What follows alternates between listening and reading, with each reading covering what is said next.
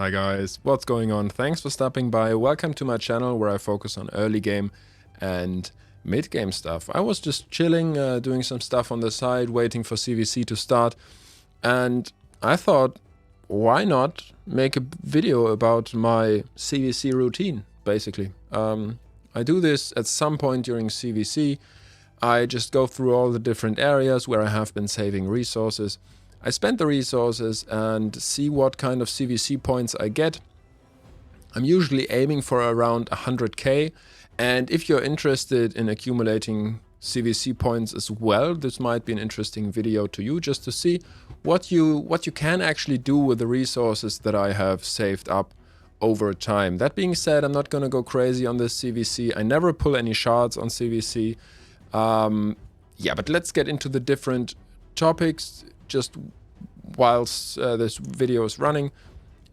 Just a side note right from the beginning, usually I do quite a lot of arena during CVC as well. I can't really be bothered to do live arena during CVC just because it takes so long. And when I have time in the morning to do live arena, then I usually just, take that off and be on my way. Tag team arena, we had a tournament going on, so I used most of my keys already. I think I have 3 keys left, but it was worth it because in my tag team arena fight I actually got to 2nd place, which gave me a epic tome, which we are probably going to use on this video, and also some relentless gear and 6-star epic as well, so that's pretty nice.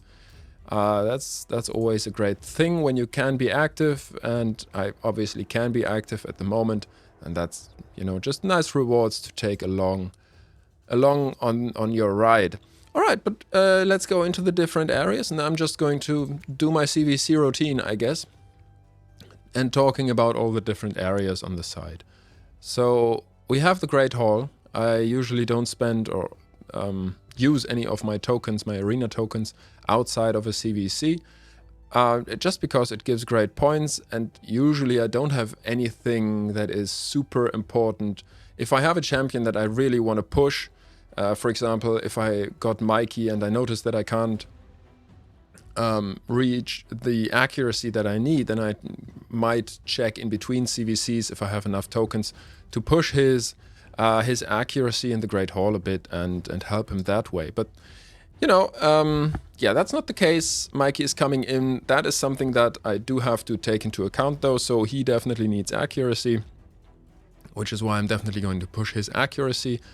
Also, I do approach Great Hall a bit differently than I did in the past. In the past, I was focusing hard on 1 accuracy affinity and just got that up to level 10 usually. Different reasons. In the past, I had very specific champions and I used them for a longer time than I do now. So, for example, my Kale I used for a very long time as my campaign farmer. Yes, as a campaign farmer as well, but as my clan boss damage dealer. And so I just pushed magic accuracy in order to get his accuracy higher. That is not really as much the case anymore, just because we get quite a few champions relatively quickly these days, at least when we are very active. And yeah, so that has changed. Also, I'm not going for the Arbiter mission. It's also something I don't need my bonuses here to be level 10 in order to complete an Arbiter mission. That being said, I'm definitely going to go for that down the line, but just not now. And also there is pretty great gear that gives you accuracy these days. So that is why I have changed my tactic, my great hall tactic a bit. I'm not just going all in on certain bonuses. I still feel like accuracy is the most important stat. But when we got to level 6, we get 40 accuracy for magic affinity, for example. And if we add up these points, getting to level 40 takes or needs 1,500 silver tokens. Let's not talk about the bronze ones. I mean, that's probably going to be like 100 more. So let's say 1,600 silver tokens that we need overall to get to level 6, roundabout. And the crazy thing is that is 800 gold tokens So getting to level 40 is the same as getting to level 6 is the same or a very similar price as getting to level 7, which means that you want to be, you know, just a bit mindful about whether or not you want to go past this level 7 threshold relatively early, because there is use in other stats, obviously. Talking about Mikey again, he profits from crit damage. So accuracy is the most important one, so I'm definitely going for accuracy first, and I take that to 6. Same for Void. Magic is not too important on my account, so I might hold on or hold back on this one. I'll have to check my roster again, but I think only Kale really profits from this at the moment. So I'll see if this seems useful, and I'll just wait a bit for that. I'll definitely get this to level 3. I think I'm even gonna go higher. Let me just check my roster. Right, we only have Kale on Magic, and only Kale needing accuracy on Magic. There is Elenarl as well, and I'm gonna use her for Spider, so that might be another reason. Oh, actually, she doesn't need accuracy for what I'm gonna use her for. I just remembered. Places HP burn debuff for 2 turns. This debuff cannot be resisted, and I plan on using her only for her HP burn.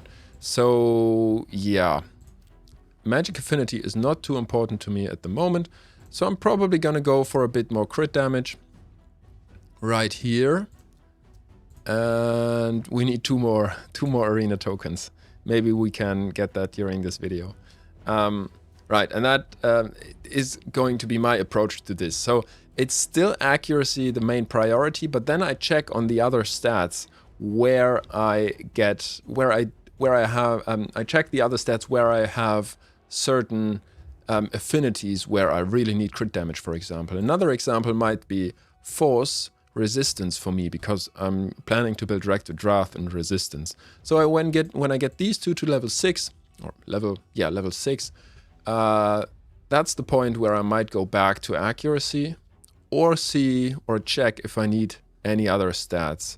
My Bellower, for example, could really use a little bit of crit damage alongside some more attack, just to make that arena run 100% every time he does that campaign run 100%, 8 seconds every time he does it. So I might just, considering that it's such a low cost at 75, I think I'm just gonna give him 2 more crit damage here, and then I'll see where I go from here. I'll accumulate a couple more of these during the CVC, so I'll see where I go from here. The other thing I've really been looking forward to, let me just check my energy. Yeah, I don't want to go above I don't want to get to 124, then I wouldn't get any more energy naturally building up. So let me just do a quick Iron Twins run. I only do Iron Twins because they are in my advanced quests right now. I do have to use 6 Iron Twin keys, which is a bit unfortunate. I don't know how you feel about the advanced quests, but they have definitely changed over the last months, years, I guess. Nowadays, they are a bit more difficult to complete, I think, especially for somebody who is relatively early in the game. Sometimes you get these quests, and I'm gonna have trouble in Cursed City, for example. I'm almost out of stages that I can do, and when I get more advanced quests telling me to do Cursed City, I'm not gonna get my energy daily, which is pretty annoying. Another thing is Iron Twins.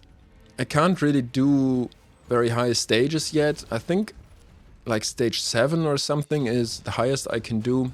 I'm not too fussed about it at the moment because I can still progress.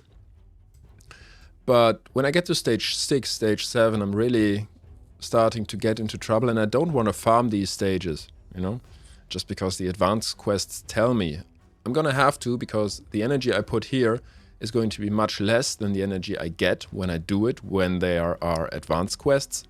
But yeah, I don't know how you feel about the advanced quests, if you have trouble with them, but I'm certainly not a big fan. I think they shouldn't be too challenging, especially at low levels. I think Plarium should be a bit more mindful about the player power maybe, or the level of the account, and see how difficult they make the advanced quests, in my opinion.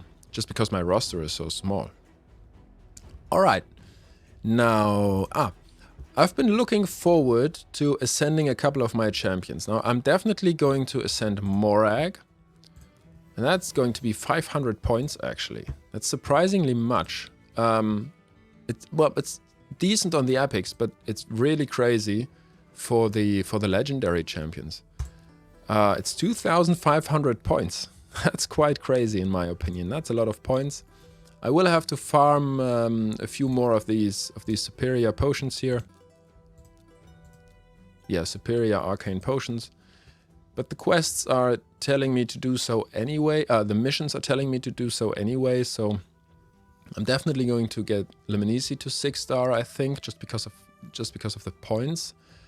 And you might ask, why haven't I ascended them earlier? There wasn't really a reason for me to ascend them earlier.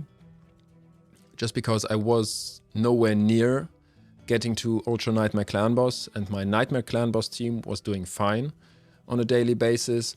I was able to clear all dungeon stages at the right level. Arena, all the one-man defense teams I was able to take down. Live arena I'm not too fussed about, as long as I can get 5 wins a day, and that's the case. And even if you don't, you know, there is, I think you get new arena tokens, live arena tokens for just 10 gems, so that's not too expensive. So, yeah, that's why I was holding back. Now I'm, waiting for a tournament. Now I'm actually quite hopeful that I might be able to get to that Ultra Nightmare threshold. And so I want to upgrade a couple of key champions. Lemonisi is going to give me quite a bit of damage, and I have a good accessory for her, a good banner, which is going to give her quite a bit of survivability, a bit of speed, and also her attack. So that's going to be pretty strong. And Deacon still dies early, oftentimes, in my clan boss teams, in comparison to the other champions, so I might ascend him. But that's kind of it. My Vergis is absolutely fine, so I'm going to keep him where he is, probably. Let's just get one superior potion this way, and then ascend Deacon right now. And that's going to give me the opportunity to put a banner on him. Ooh! That's unfortunate. I don't have a banner for Deacon Armstrong. That's very unfortunate.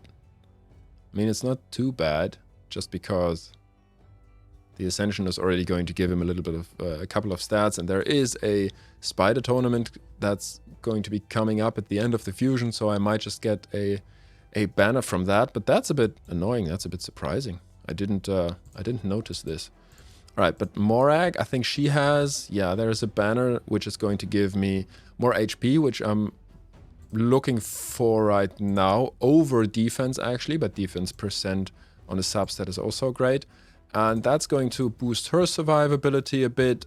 And then let's just check. There is an artifact enhancement going on, or is going to be coming in 12 minutes, so I'm just going to wait for that. But I think I let's see, do I have anything useful for Tuhanarak? Ooh, that's attack. That's accuracy. That might be nice, reducing the accuracy in the rest of my gear. I might be looking forward to, or I might look for that. But that's going to be a bit more... That's going to take a little time to check whether or not and how I am gonna want to re-gear my Tuhanarak. So that's something that I'm not going to do on this video. That's just going to take too long, I think. All right, I think so. That's kind of what I was looking for right here. Like I said, I'm also going to ascend Lemonisi, possibly going to ascend Rector Drath, but I don't have the resources right now. I will get them though. I will get them. All right, what's next? The Forge maybe, even though that takes quite a bit of time to do. Right? No, I think the next thing I'm gonna want to do is Gorm Yellowhand. I'm looking to get a champion that helps me in Spider, because I'm very much looking forward to trying to tackle Spider 20.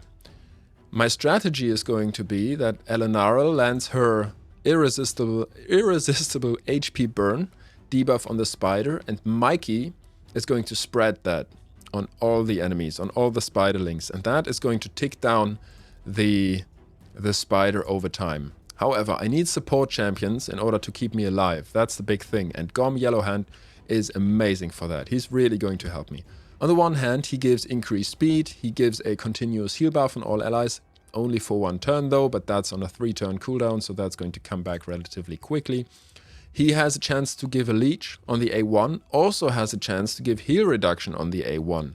So that's both going to be very useful to have these 2 debuffs on the spider.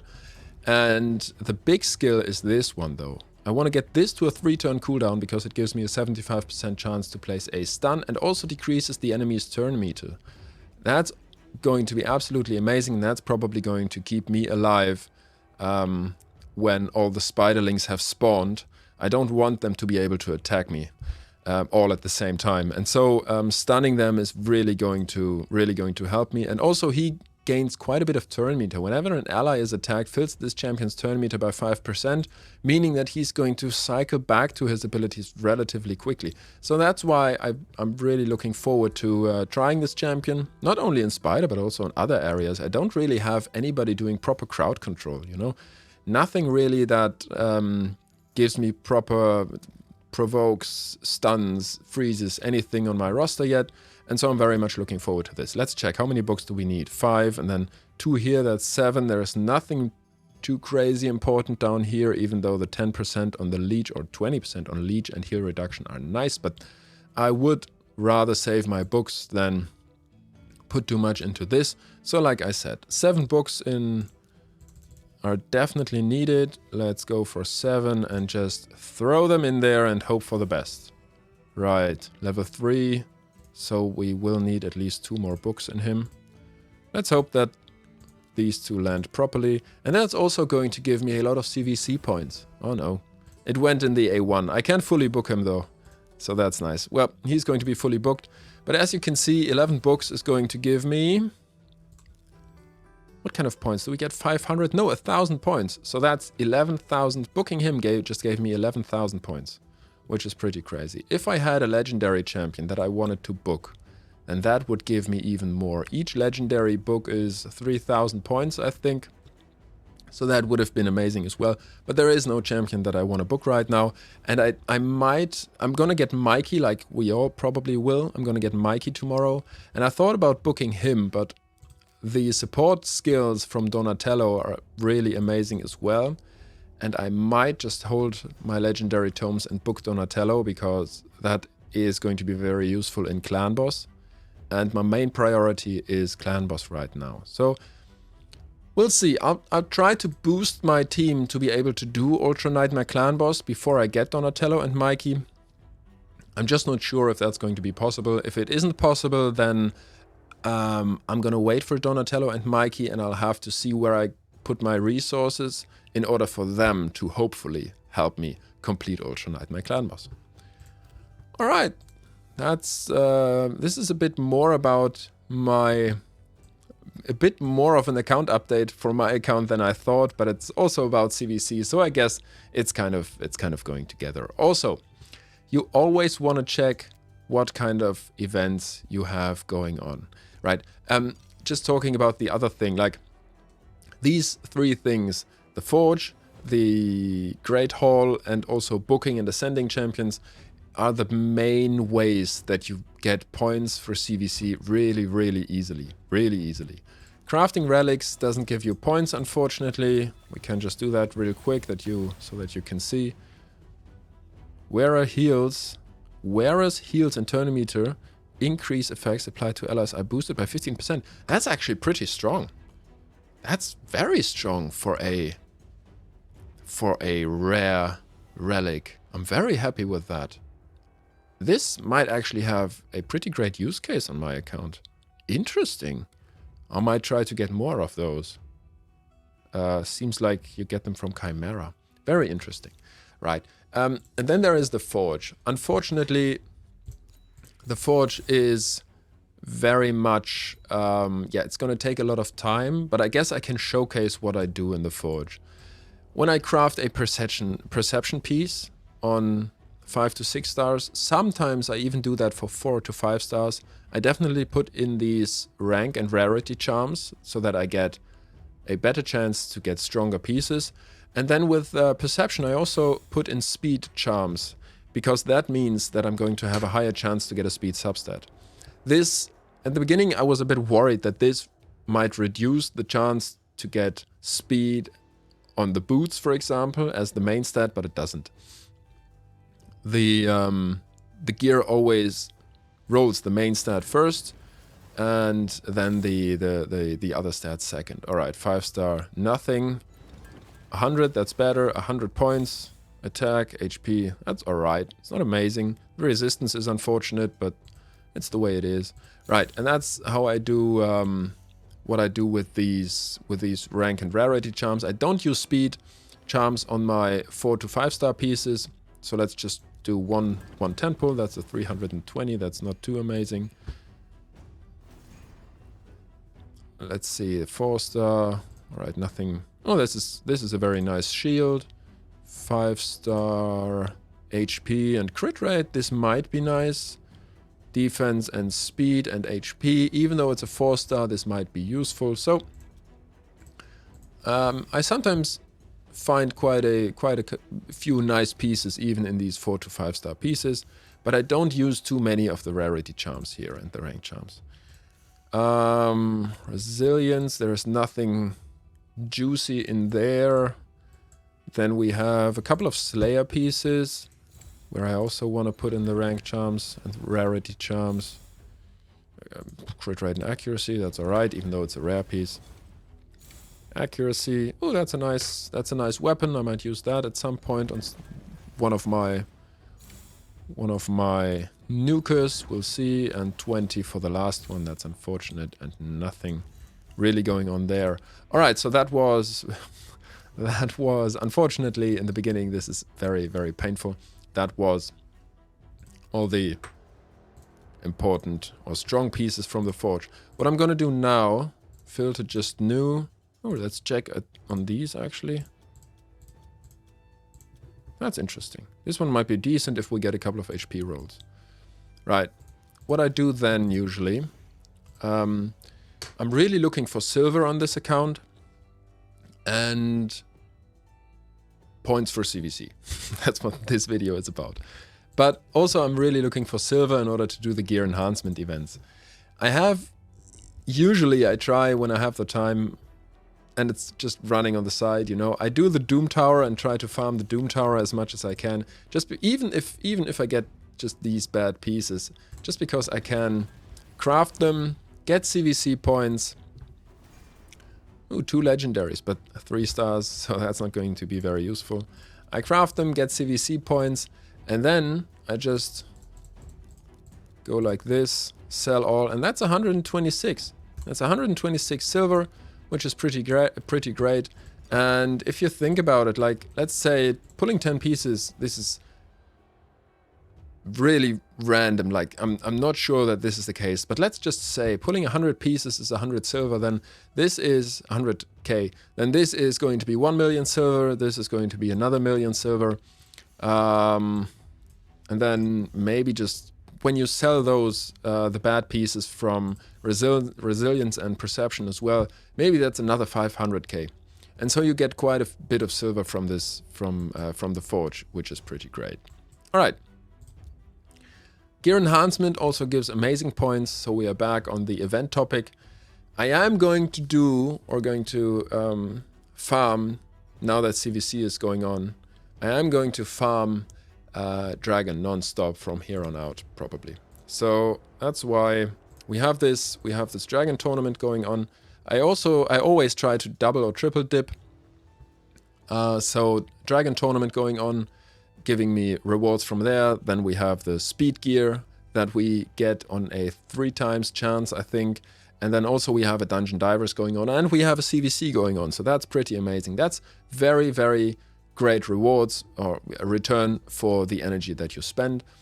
And it's the only event also going on next to Dungeon Dives right now, so I am going to have to do 2,500 points in this Dungeon Divers here. Oh no, 2,000. Oh no, where am I at? No, 2,000 points. I'm gonna have to do 2,000 points in this Dungeon Diver here. And I'm gonna do that solely by doing dragons. So next to the gear enhancement event that is going on, I am just going to do some background battles actually. Mikhail is doing some decent damage on the dragon, so that's very nice. Limonisi, she mainly comes in with the brimstone. Rector Drath picks everybody back up when somebody dies, even though that doesn't happen very often. And Deacon is great for decreased defense and turn manipulation, especially on the waves. Hanorak's just there for good general support. Alright, Tagore would be great as well. I always like to talk about Tagore. Damn, I didn't start background battles. I just started a normal battle. Alright. I'll just wait this out. Alright, the run is done. This is actually quite interesting to me. Kale has done as much damage as Limonisi, even though she has brimstone and stuff. That's where you can see how great poison is, even when it comes from a rare champion like Kale. So don't miss out on your Kale. I'm not saying build him, I'm just saying consider your roster and then think about, you know, think about whether you want to build him or not. It's quite interesting. I'm going to make a playtest on him at some point. Probably not in the next few days, just because I don't have War Master on him yet, and I'm using my energy in other places, and not really in Minotaur's Labyrinth in the moment. So that's going to take me a bit of time, but yeah, he's actually quite close to War Master. So that's going to be interesting, and I really like this already. And she's in some much better damage gear as well, so she does more damage on the waves. Yeah, and Kale really holding his own, like doing more damage than Limonisi actually. That's pretty amazing. I really like that. Crit damage and speed. If this was accuracy, not accuracy, crit rate, then this would be much better, but maybe we'll use them anyways, probably not. Alright, gear enhancement is going on. Let's check on that. Ooh, I like this. 3 superior void potions. Oh no, actually I had enough. I thought I was missing some, but I have enough, unfortunately. So this should have been arcanes, for me, personally. The rest pretty fairly standard stuff. Yeah, nothing great here. We'll see. We'll probably just go for the Donatello. Usually I like to go a bit further. When you've come to this point, then there is good reason to progress, you know, just 2,000 points more and get an epic tome. Just 2,000 points, you know. Still a lot of points, but it might be worth it. In this case, I'm really struggling. I'm not crazy struggling, but I'm a bit worried about my silver amount, so I'm probably not going to yeah, go too crazy or take any risks there. All right, so I'm looking for a good example to upgrade gear. I don't want to go, right. I've got quite a bit of new speed gear, so we can upgrade some speed gear actually. I don't want to go too crazy on this gear enhancement event yet. So what I'm gonna do, I think I'm just going to showcase how much points you can actually get from gear enhancement events and call it a day, because I want to be very careful and very mindful about what gear I'm upgrading, just because I'm thinking about re-gearing a couple of my champions for clan boss to maximize their damage and maximize their getting closer to full potential. But that's going to take a bit of time, and I'm going to have to do that very slowly and really think about what I'm trying to reach and what I try to get. So yeah, let's just getting something to level 8. Yeah, I didn't land on speed. 90 points though, you know, and only getting something to level 8. That's pretty crazy to me. All right, let's try for some more speed with this weapon, and we get a double speed. So that's 90 points. Granted, 6-star piece. Let's get that to level 12. Woohoo! That's triple speed, 300 points. We could just take this to 16. We could just take this to 16 now. I don't see that that's really worth it though, because it would only give me attack and it can't give me any more speed. That's crazy, a triple roll on speed and also on camera. That's pretty amazing. Yeah, I would love to take this to 16 now, just to showcase the points that you get for CVC. But yeah, it's probably going to be around like 1,500 or something. We can actually look that up. Yeah, but taking something like that to 12 is oftentimes all that you need, because oftentimes you put this on a speed champion, maybe Deacon, and he doesn't really need any attack. And when you go to 16, you have a chance to get a decent substat, but oftentimes you just get a weird substat that you don't really need. Oh, Minotaur's Labyrinth, 2 times points. Maybe I am going for Kale's. Maybe I am going for Kale's masteries. No, I'm not. But yeah. Okay, let's see where gear objectives. Glyphs give great points as well, by the way. If you have glyphs or if you want to glyph a champion, that's a good idea. Upgrade 4 or 5. Upgrade a 6-star artifact or accessory to level 16. That's 1,500 points. That's such a great amount of points. That's really worth it. Seems like ascending stuff is also quite worth it these days. So yeah, if you're unsure about how many points you get from certain areas, just check on the CVC tournament. All right, let's see. 22,000 points accumulated. That's pretty nice. Pretty much what I expected, and I don't think that I'm going to have any trouble, especially getting Mikey tomorrow. Let's check on the champion rewards. Champion objectives, get a champion for the first time. New legendary is 20,000 points. So we are with the daily stuff that we are going to do now. Arena, tag team arena, faction wars. That's also going to give proper points, especially whilst being 2 times points. Then we get points from clan boss. All these different things, and I haven't even. That's also already going to be 50,000 points then with Mikey, and I haven't factored in that I'm going to go pretty crazy on the Dragon tournament now. I forgot to make a background battle again. I forgot to make a background battle going on again. So let's just put this on 2, continue when everybody hits max level. Right. What do you think about background battles, by the way? What do you think? They to me personally, they are amazing.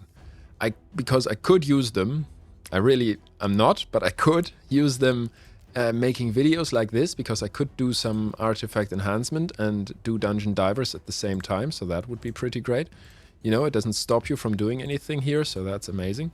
And also, this is a nice piece. So let's just get this to level 8 and see. Crit rate, crit damage. All right. Let's actually get this to 12. No, not yet. And also, background battles really saved me when I was on vacation, because I was only able to play on my phone. And I had my phone in my pocket, and usually when you do dungeons on your phone in your pocket, the phone, it burns not only through your trousers, but also through your leg. It's so hot after a while, and you really fear for your phone to just shut down and be gone. In the I don't know, be gone. Right. And background battles really have made it possible for me to do dungeon divers, and also, well, campaign not so much, but mostly dungeons. Even though I was on vacation, which wasn't possible in the past. So I think that's pretty great. That being said, we can't do arena whilst background battles are going on. So that is very annoying. We can refresh arena, which is nice. But if I try to make a run happen, arena fight happen, then this happens. And I don't want to stop my background battles. I think this is the most amazing, or this would be the most amazing change. If Plarium made it possible for us to do arena battles, all 3, Classic Arena, Live Arena, and Tag Team Arena. If Plarium made it possible for us to do arena battles whilst background battles are going on, I think that would be absolutely amazing. Especially Live Arena takes so much time. And Plarium, I would love to see a change in Live Arena. It takes so long to set up the fight. And then comes the fight, and even at this low level, and that's definitely going to be even crazier later on, even at low levels, the fights can be so tedious. I always just put them on auto. I really like the rewards. I sometimes even really enjoy Live Arena, but it takes such a long time. You know, I think at least to get five wins takes you 25 minutes roundabout, I would say. I haven't stopped the time, but yeah, it's crazy. All right, I think I'll cut the video here, just because I talk about too many subjects. which are off topic. Did I forget anything? Please, please tell me. Please comment down below if you feel like I forgot to talk about areas where we can really get proper points. Please don't say shards. That's really... Oh, that's a bait. Oh, I think I saw this on a... I saw this... I didn't click on the video, but Plarium... some content creators said Plarium is baiting us. Because there is probably going to be... Or yeah, there is a leak that Leonardo is going to be in a guaranteed event, and now he's in it 10 times or 15 times right here. So yeah, don't go for that. Don't pull shards anyway. And when the Leonardo is here... Where is Michelangelo? Oh, I thought that we had... Oh no, Raphael. I meant Raphael. I thought Raphael would be in there as well. Okay, guys. Like I said, that's it. If I forgot anything, please do let me know down below. I hope you'll have a great day. Hope this video might have helped you just a tiny bit here and there. I think mostly CVC is pretty known to everybody these days. But, well, hey, I thought just make a relaxed video, you know. I hope you have a great day, and I hope to see you on the next one. Until then, bye.